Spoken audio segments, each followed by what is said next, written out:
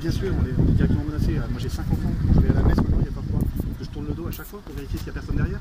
C'est plus possible. On est directement visé. Et ça non, ça non. Donc aujourd'hui c'est ce qu'on vient de dire au ministre et on va le dire haut et fort. Là vous espérez le voir si on ne le voit pas, on va se faire entendre. Et j'espère qu'on va nous accorder un entretien. Aujourd'hui, on m'interdit de porter un masque en terrasse, enfin de prendre un café en terrasse, pardon. Mais par contre, une personne qui a brûlé une cathédrale et qui est en situation irrégulière, lui, il n'y a pas de problème. C'est pas possible. Vous comprenez qu'il y a un problème? Moi, je pense qu'il y a un problème. Et on va le régler. On va le régler. Et pour que moi, je me déplace, excusez-moi, je suis avocat, ma femme est notaire. Pour que moi, je me déplace. Et si les gens comme nous, on commence à aller dans la rue, je peux vous dire que ça va faire très mal. Ça va faire très mal. Parce que c'est plus possible. C'est terminé. C'est terminé.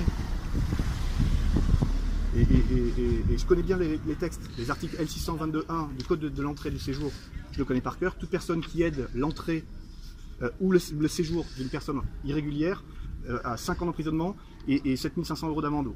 D'accord? Ça peut plus durer. Il y a des textes, il y a un arsenal législatif qui existe et personne ne l'applique. Personne ne l'applique. De l'avoir accueilli chez lui. Il fait son boulot de prêtre, il fait son boulot de prêtre, de charité. Et toute personne qui frappe à la porte, je l'accueille, c'est normal, c'est notre boulot, et je suis catholique, et on doit le faire. Mais derrière, il y a des textes de loi à faire respecter. Et ça, c'est le rôle du ministre, c'est le rôle de ceux qui nous dirigent. Donc là, vous pensez qu'il n'aurait pas dû l'accueillir Lui, il aurait peut-être dû l'accueillir en tant que tel, encore une fois. C'est pas à un père de faire et de rédiger l'arsenal législatif.